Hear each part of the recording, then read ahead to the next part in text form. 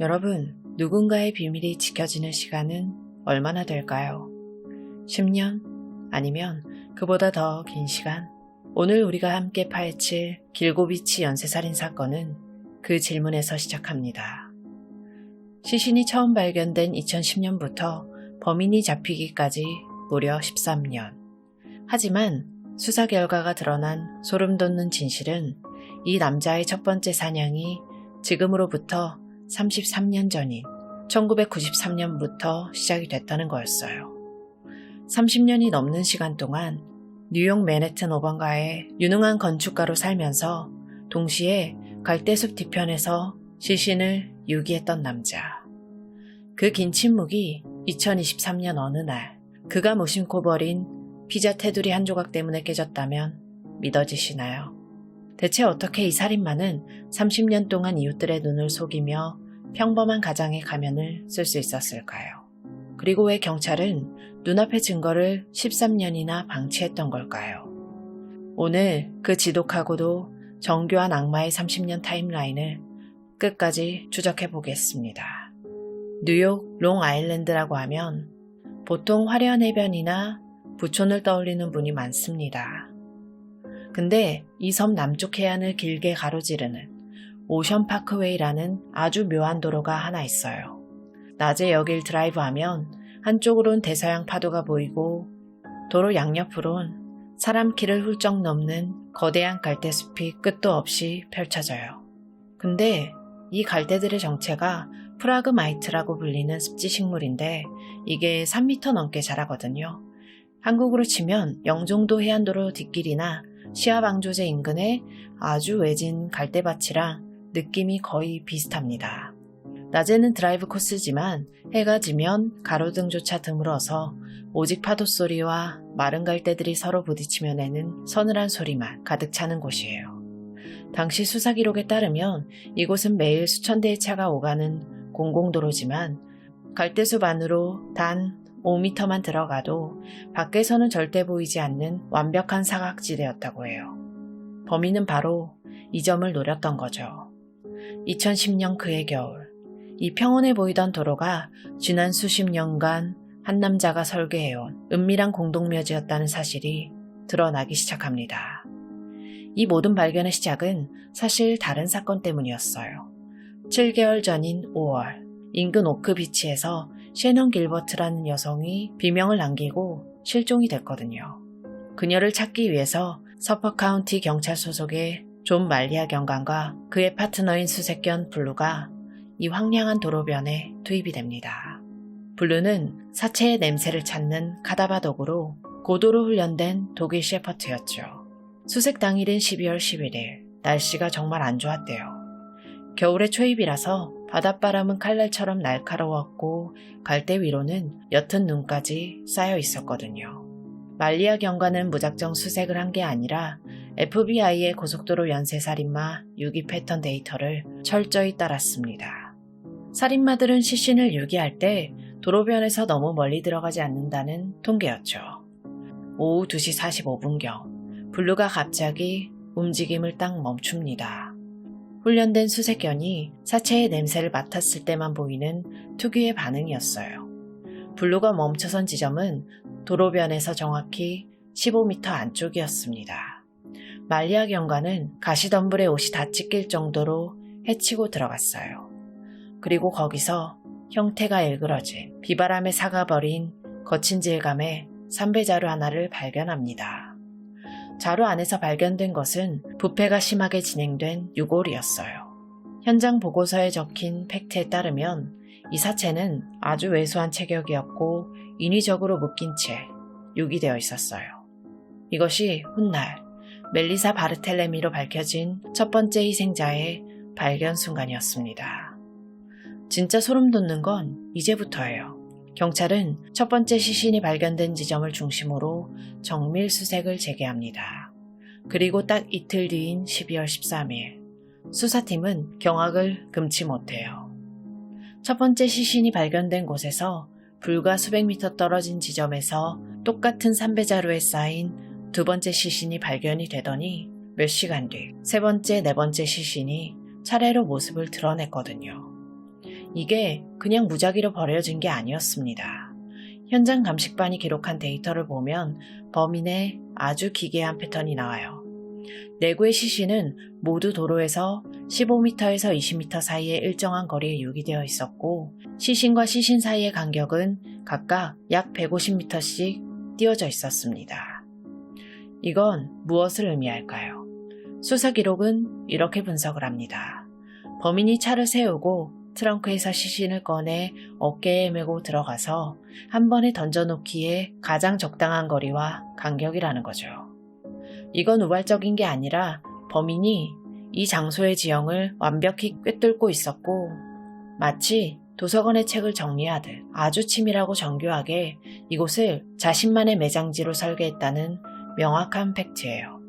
발견된 4명의 여성은 멜리사, 모린, 메건, 엠버. 나중에 이들은 길고 포라고 명명이 됩니다. 모두 매우 작은 체구였다는 공통점이 있었죠. 범인은 자신이 완벽히 압도할 수 있는 대상들만 골라내서 사냥을 했던 겁니다.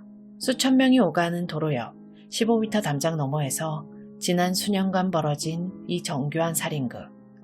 대체 어떤 인물이 이런 대담하고 잔인한 계획을 실행할 수 있었을까요? 이제 우리는 13년 전 범인이 남긴 그 미세한 흔적들을 하나하나 추적을 해볼 겁니다. 그 차가운 삼배자루 안에 담겨 있었던 4분의 진짜 삶을 먼저 들여다보겠습니다. 이분들은 단순한 사건의 숫자가 아니라 누군가의 소중한 엄마였고 딸이었거든요. 가장 먼저 기록된 이름은 2007년 7월 9일에 실종된 모린 브레이너드 바너스입니다. 당시 25살이었고 코네티컷에서 2아이를 키우던 엄마였어요. 수사 기록에 따르면 그녀는 원래는 텔레마케터였는데 실직 후 집 저당금을 갚지 못해 퇴거 통지서까지 받게 되자 아이들을 지키기 위해 성노동을 시작하게 됐습니다. 실종 당일 그녀는 뉴욕에서 하루를 보낼 계획이라며 맨해튼 슈퍼 애인 모텔에 머물렀고 밤늦게 고객을 만나러 나간 뒤 증발하듯 사라졌어요. 근데 실종 직후 기묘한 일이 벌어집니다. 모린의 친구 사라에게 발신번호 제한 전화가 걸려온 거예요. 전화 내용은 모린을 방금 봤다. 퀸즈의 어느 유곽에서 잘 지내고 있다. 였습니다. 남자는 억양이 전혀 없는 차가운 목소리였고 친구가 주소를 묻자마자 전화를 끊었어요. 나중에 모린이 발견되었을 때 그녀의 몸은 3개의 가죽 벨트로 아주 단단히 묶여 있었습니다. 범인이 그녀를 완벽하게 결박하고 통제했다는 물리적 증거였죠. 다음은 2009년 7월 12일에 실종된 24살의 멜리사 바르텔레미입니다. 클로이라는 가명으로 활동하던 그녀는 실종 당일 밤 자신의 통장에 $900를 입금한 뒤 실종됐습니다. 진짜 잔혹한 사실은 그녀가 사라진 일주일 뒤부터 시작이 돼요. 멜리사의 15살 여동생 아만다에게 멜리사의 휴대전화로 조롱전화가 걸려온 거예요. 5주 동안 총 7차례나 이어진 이 전화의 내용은 정말 입에 담기 힘들 정도예요. 네 언니는 매춘부다. 지금 언니가 죽어서 썩어가는 걸 지켜보고 있다. 남자는 감정을 배제한 차가운 목소리로 10대 소녀에게 과학적인 폭언을 퍼부었습니다. 수사팀이 이 전화 신호를 추적해보니까 범인은 아주 영악했어요. 메디슨 스퀘어 가든이나 미드타운 맨해튼처럼 사람이 엄청나게 몰리는 번화가에서만 전화를 켰거든요. 수만 명의 신호가 뒤섞이는 곳을 골라 자신의 위치를 숨기면서도 유가족의 고통을 실시간으로 즐기는 잔인한 성향을 팩트로 보여준 사례입니다. 세 번째 희생자는 22살의 메건 워터먼입니다. 메인주에서 온 그녀에게는 3살 배기 딸이 있었어요. 메건은 평소 딸의 안부를 묻기 위해 가족들에게 아주 자주 전화를 하던 사람이었죠. 실종 당시 그녀는 길고비치에서 약 24km 떨어진 호포구의 한 모텔에 머물고 있었는데 2010년 6월 6일 밤 남자친구에게 곧 전화하겠다는 말을 남기고 밖으로 나가는 모습이 CCTV에 찍혔습니다. 하지만 그 뒤로 전화는 오지 않았죠. 수사 기록에 따르면 메건은 성매매 조직에 의해 강제로 착취당하던 성매매 피해자이기도 했습니다.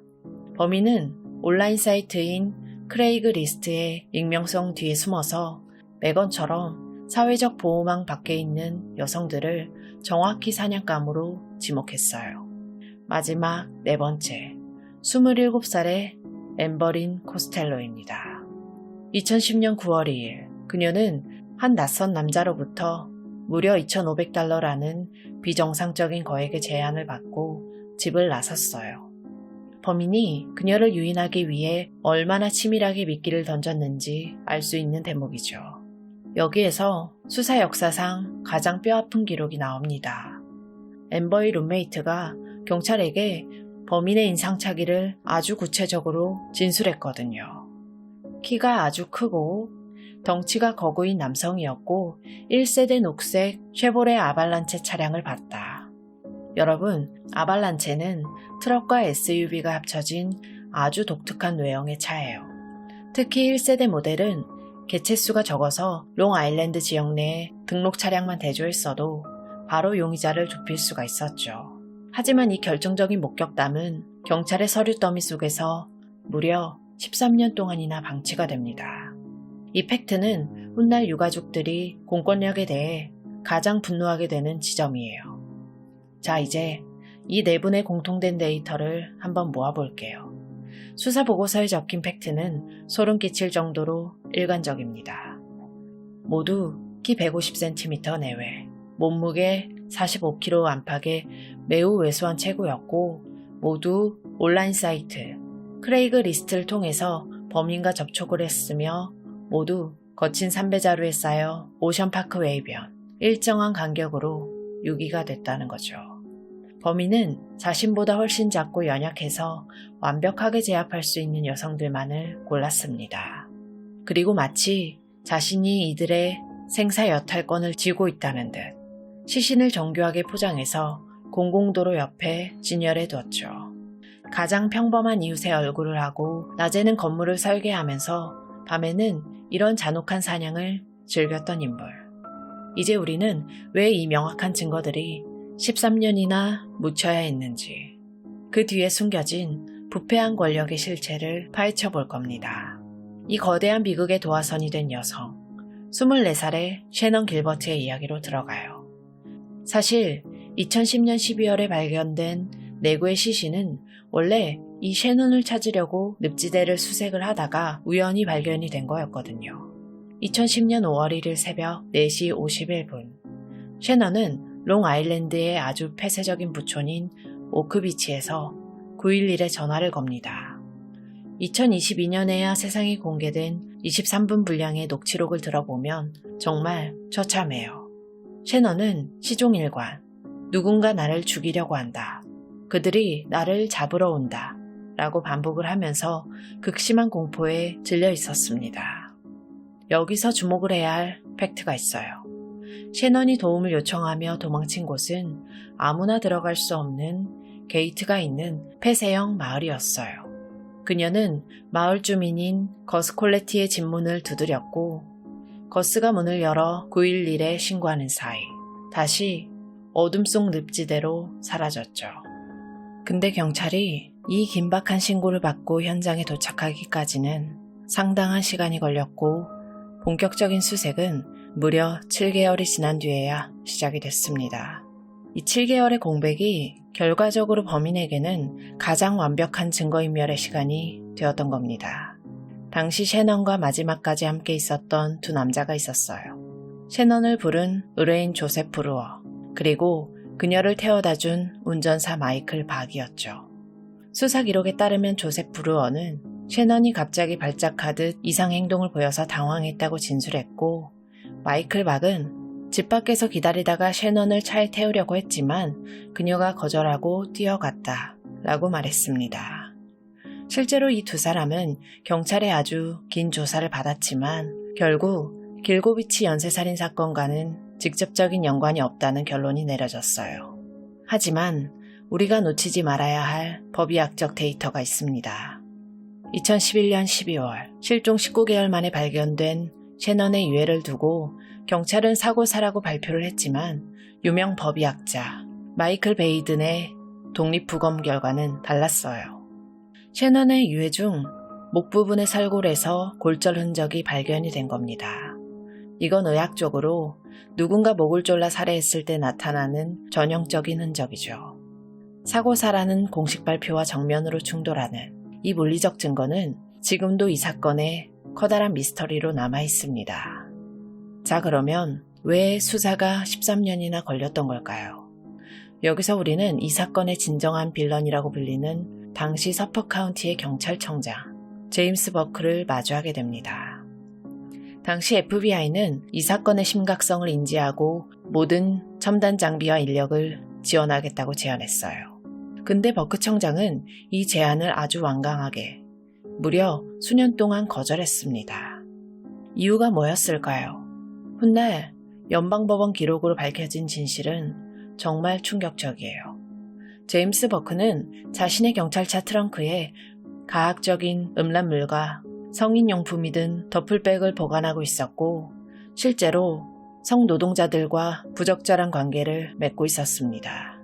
만약 FBI가 수사에 개입해 이 지역의 통신기록이나 주변 인물들을 샅샅이 뒤지게 되면 자신의 이 추잡한 사생활과 부패 혐의가 고스란히 드러날 것을 두려워했던 겁니다. 실제로 그는 2012년 자신의 차에서 그 더플백을 훔친 남성을 직접 찾아가 폭행하고 이를 은폐하려고 한 혐의로 결국 2016년 연방교도소에 수감이 됩니다. 한 도시의 치안총 책임자가 자신의 비밀을 지키기 위해 연쇄살인 수사를 방패막이로 삼은 거예요. 그가 FBI를 맡고 있던 13년이라는 시간 동안 범인은 맨해튼 한복판에서 유능한 건축가로 활동하며 평온하게 살아가고 있었습니다. 공권력의 부패가 연쇄살인마에게 가장 안전한 은신처를 제공해준 셈이죠. 길고 4라고 불리는 네 분의 시신이 발견되고 뉴욕 전체가 충격에 빠져 있을 때 수사팀은 아주 무거운 질문을 던지게 됩니다. 과연 이 좁은 구역에 이들 뿐일까? 그래서 2011년 3월 겨울이 지나고 땅이 녹자마자 경찰은 오션 파크웨이를 따라 더 넓은 구역을 이른바 인간사슬 수색 방식으로 뒤지기 시작해요. 수백 명의 경찰이 일렬로 서서 갈대밭을 샅샅이 뒤지는 거죠. 근데 그 결과는 수사관들조차 감당하기 힘들 정도로 참혹했습니다. 3월 29일부터 4월 11일까지 불과 보름 남짓한 기간에 6구의 유해가 추가로 발견된 거예요. 이 희생자들은 길고 포와는 너무나 달랐습니다. 어떤 시신은 10수년 전 다른 곳에서 발견된 토막난 사체의 나머지 부분이었고 어떤 시신은 아주 어린 아이였어요.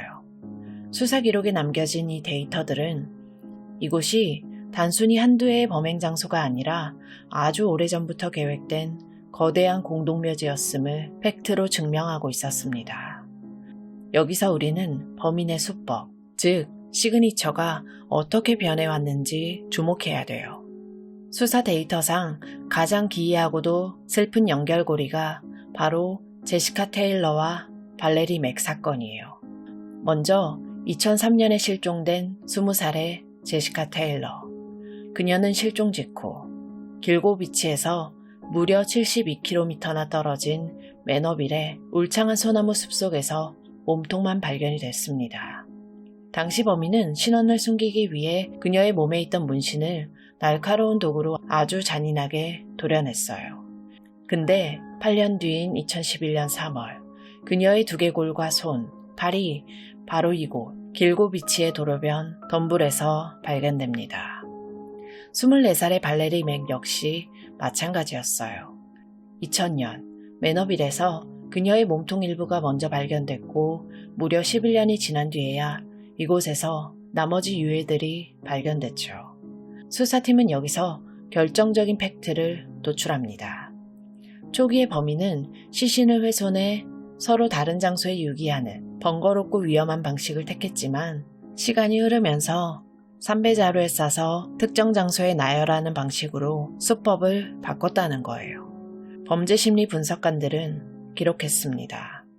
범인이 시간이 갈수록 점점 더 대담해졌고 자신의 유기 장소에 대해 완벽한 통제력과 자신감을 갖게 되었다는 증거라고요.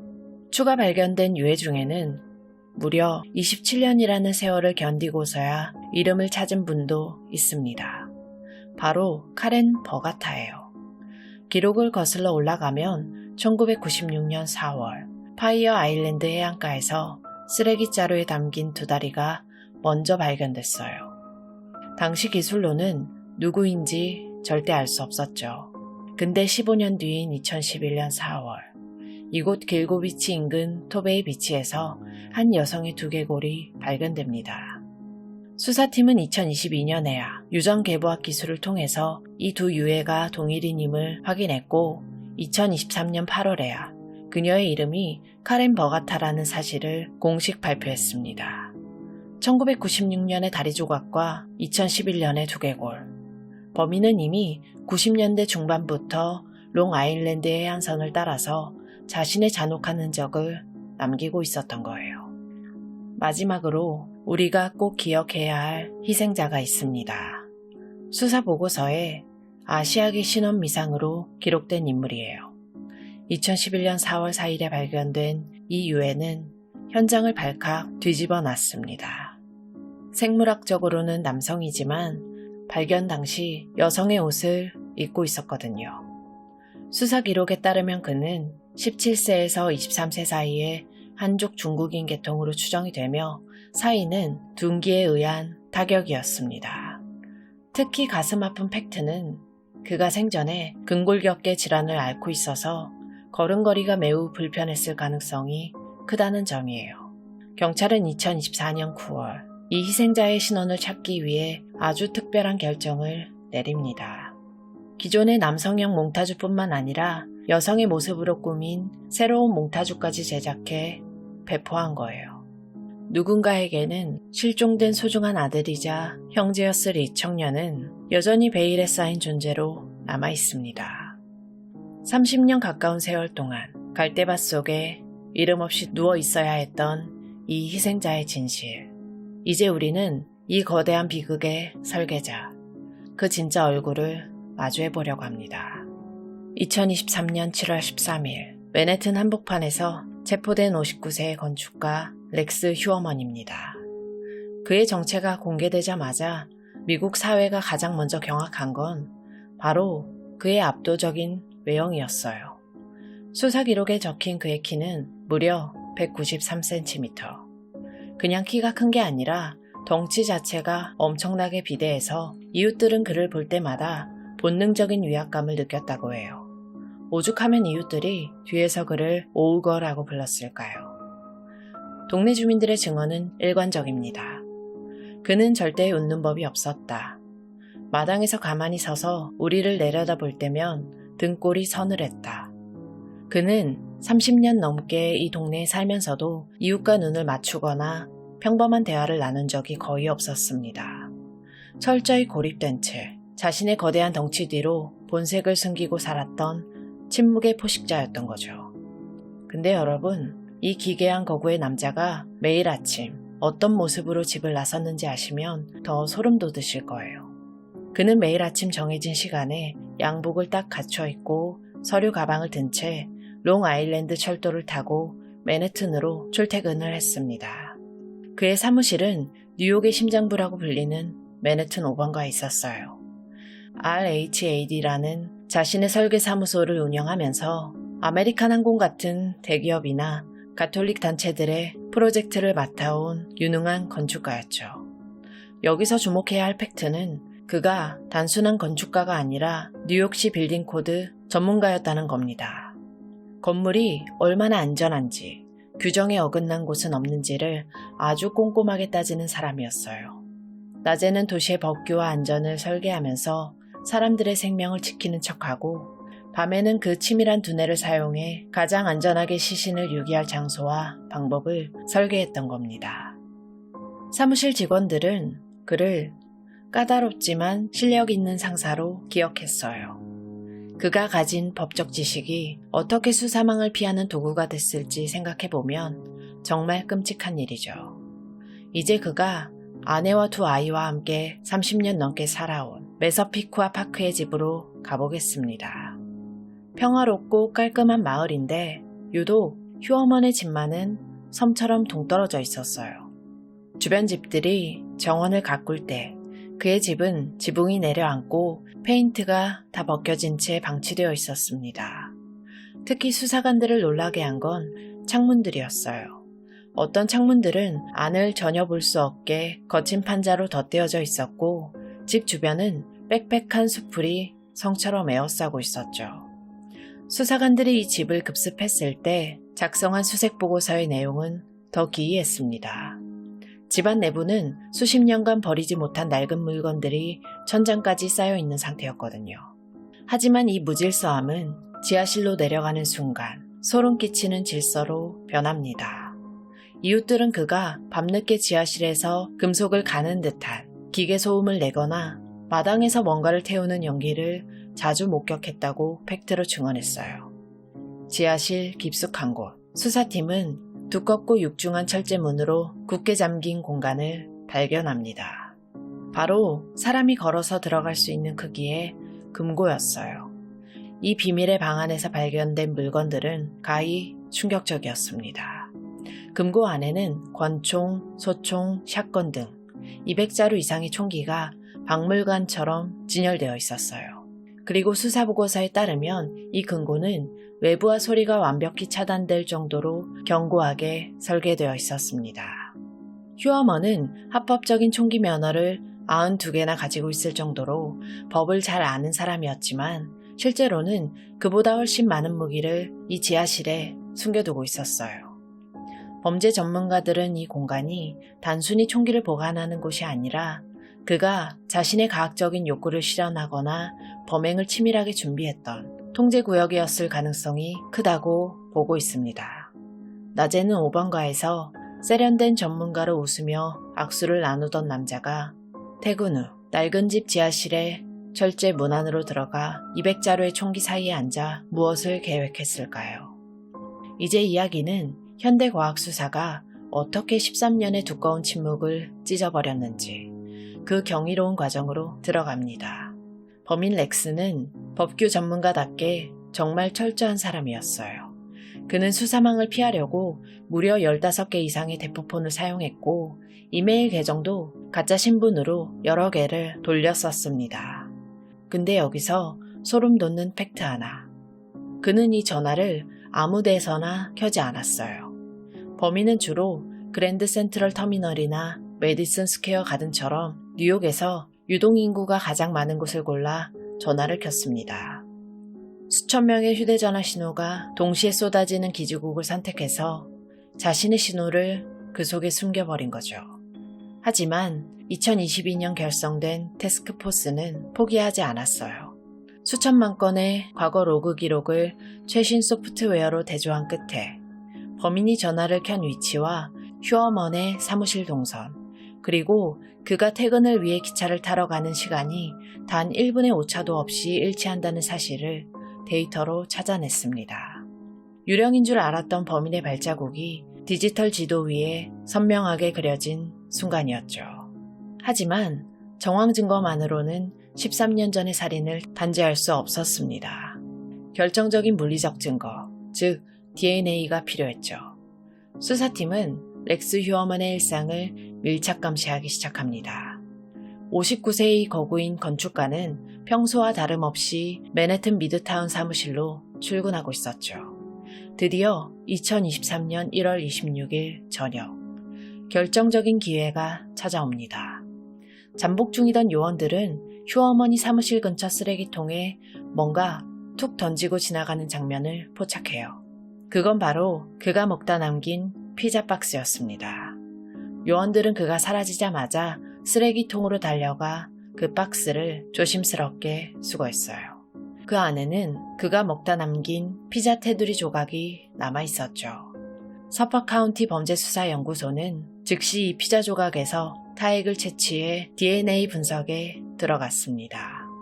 그리고 이 데이터는 13년 동안 증거물 보관실에 차갑게 잠들어 있던 머리카락 한 올과 대조가 됩니다. 바로 2010년 희생자 메건 워터만을 감싸고 있었던 삼배자루 안에서 발견된 그 머리카락이었죠. 결과는 가히 충격적이었어요. 피자 조각에서 나온 DNA와 13년 전 범행 현장의 머리카락 DNA를 대조한 결과 두 샘플이 완벽하게 일치한다는 판정이 내려진 거예요.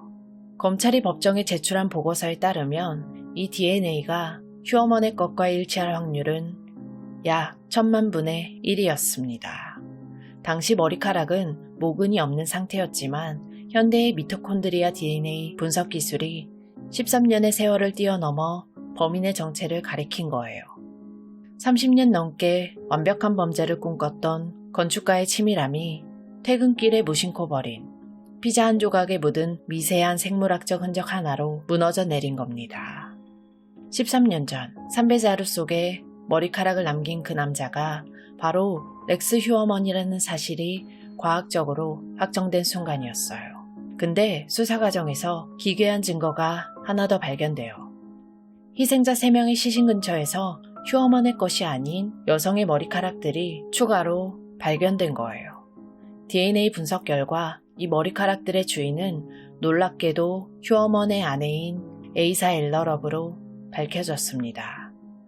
처음엔 아내가 공범인가? 라는 의문이 들었지만 수사팀이 확보한 객관적인 데이터는 전혀 다른 사실을 말하고 있었습니다. 아내의 신용카드 결제 내역과 항공권 기록을 대조해보니 살인사건이 발생한 시기마다 아내는 늘 아이슬란드 여행 중이거나 타주의 친척집에 머물고 있었어요. 이건 무엇을 의미하느냐?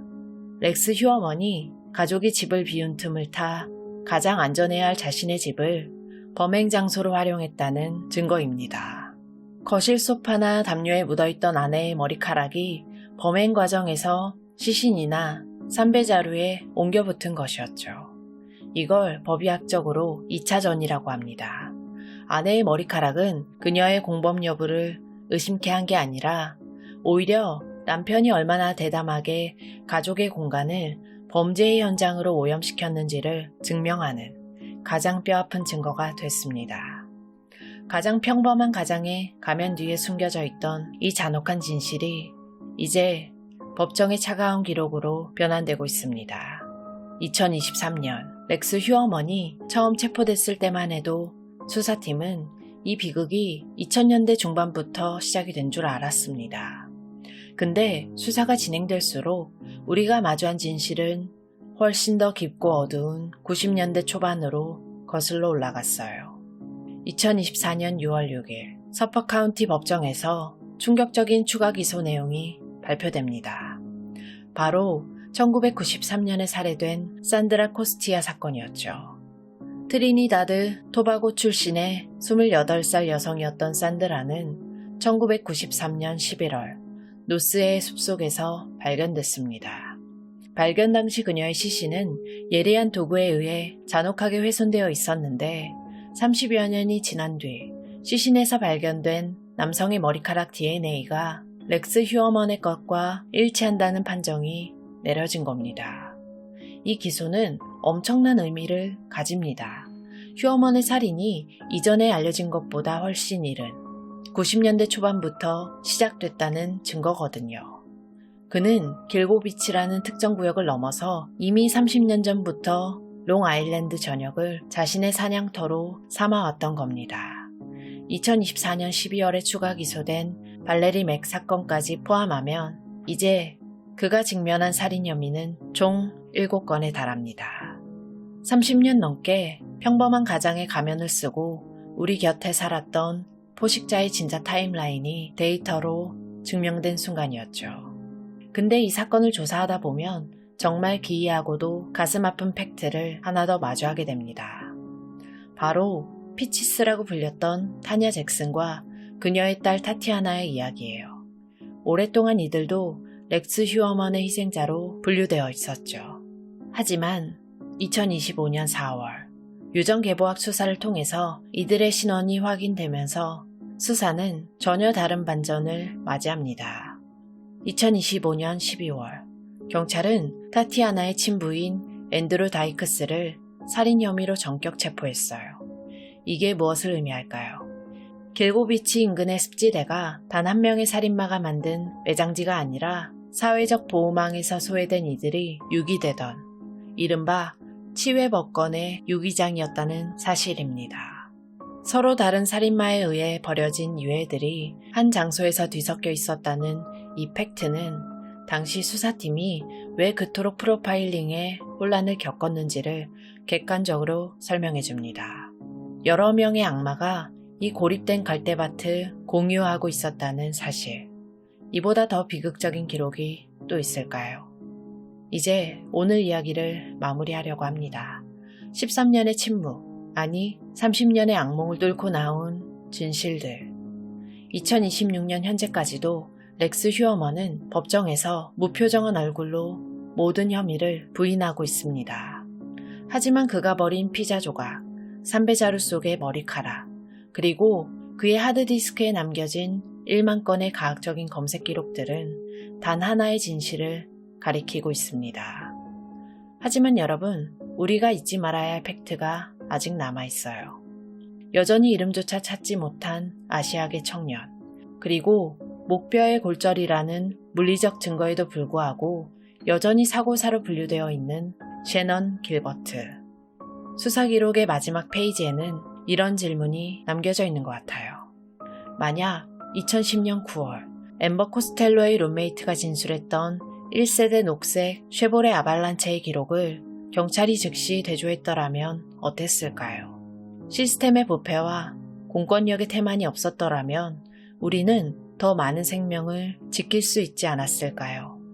길고비치의 갈대밭은 이제 더 이상 시신을 숨기는 장소가 아닙니다. 침묵했던 진실이 차가운 데이터로 취한되어 세상 밖으로 나오는 통로가 됐죠. 가장 평범한 이웃의 얼굴을 한 채 30년을 살아온 한 남자가 남긴 흔적들. 그 흔적들이 최종적인 법의 심판으로 변환이 될 때까지 이 수사보고서는 결코 완결되지 않을 겁니다. 지지부진하던 사전 심리가 마무리 단계에 접어들면서 2026년 9월 초 직후로 첫 재판이 결정이 되었습니다. 렉스 휴어먼은 여전히 모든 살인 혐의에 대해 무죄를 주장하고 있고 현재는 서퍼 카운티의 교도소에서 하루 23시간 동안 독방에 격리된 상태로 수감 중이라고 합니다. 추후 재판 결과가 나오면 다시 말씀드리도록 하겠습니다. 안타깝게 희생당한 피해자분들의 명복을 빌겠습니다. 지금까지 고요한 밤이었습니다.